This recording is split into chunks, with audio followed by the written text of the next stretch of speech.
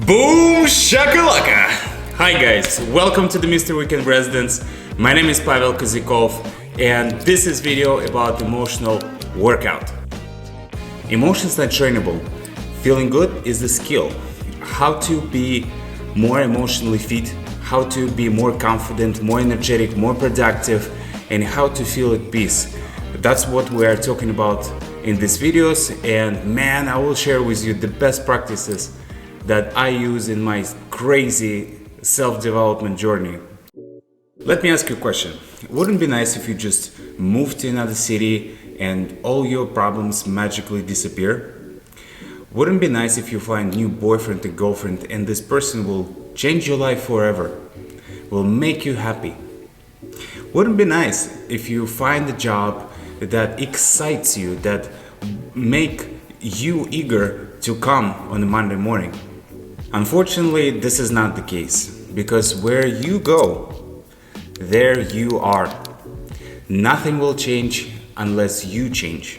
Almost 5 years ago, I was dating a girl and we were in a great relationship for a year and a half.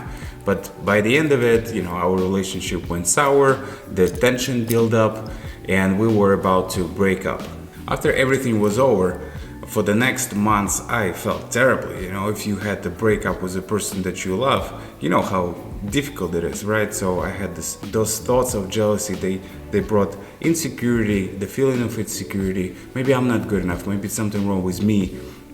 And then I feel, and I start to think guilty thoughts. Maybe I'm not the best boyfriend, and so on and so forth. This brought me more emotions of anger, and there was just like this mental, emotional reactivity loop.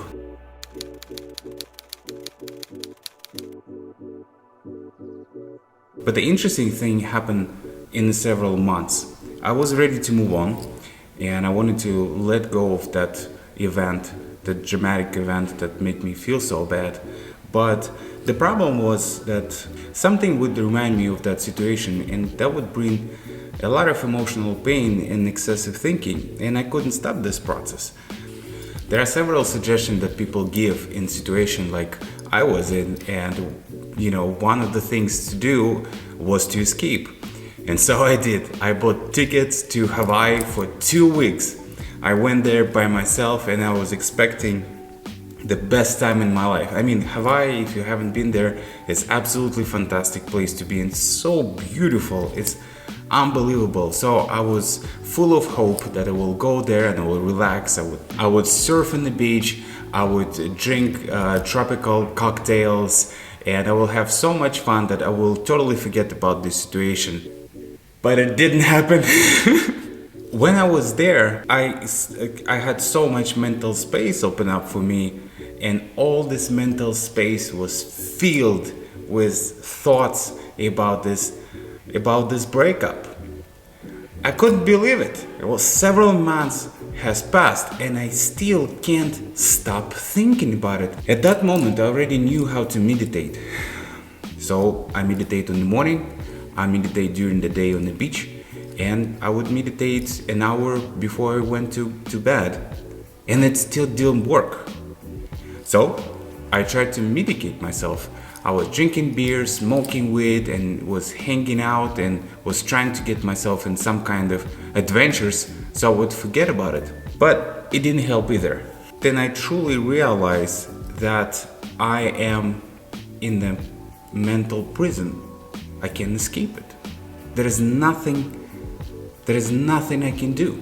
And that's where I truly understood this phrase: wherever you go, there you are. Nothing will change unless you change. That's where I truly realized that. I was hoping I will feel like this guy on a wave. I will be like just surfing and having so much fun, mentally speaking. But instead, I was feeling like this guy. I was completely swamped into the vortex of mental emotional reactivity, and I couldn't stop thinking about it. What would you do in a situation like that? Nobody taught us how to act. Nobody taught us how to handle those emotional overwhelms. I certainly didn't know what to do. I made a decision to find out, to find out, to figure this thing out. And since then, man, almost 5 years, I've been studying constantly, non-stop, practicing every single thing in the world that you can possibly imagine to feel better. You can't think your way out of it, but you can feel your way out of it.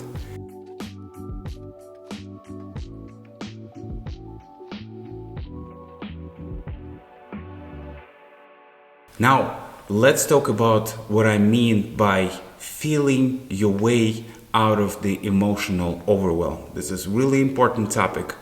This is just the tip of the iceberg that I'm going to share with you, but at least I will give you some directions. And the practice itself is very easy. We want to become aware of emotional pain. We want to feel it fully, let it run its course until it goes away. That's the whole practice. It's really that easy. Negative emotions, they manifest themselves in your chest, in your body. It's a burning or piercing sensation or feeling of contraction and pain. And here's the call to action, my friend. Become aware of that pain. Ask yourself, how do I feel right now?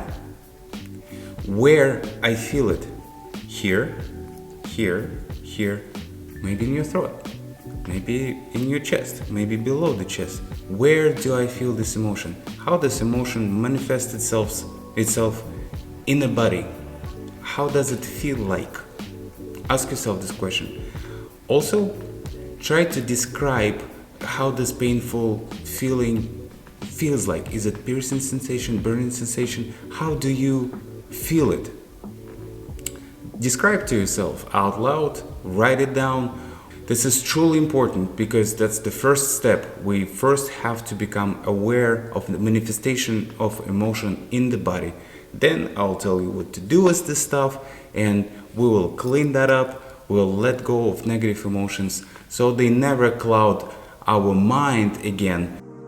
Alright, let's summarize. Wherever you go, man, there you are. Nothing will change unless you change. There is no way out of mental emotional reactivity loop. There is only way in. But that's it for now. Thank you very much, and I will see you in the next videos. Bye bye.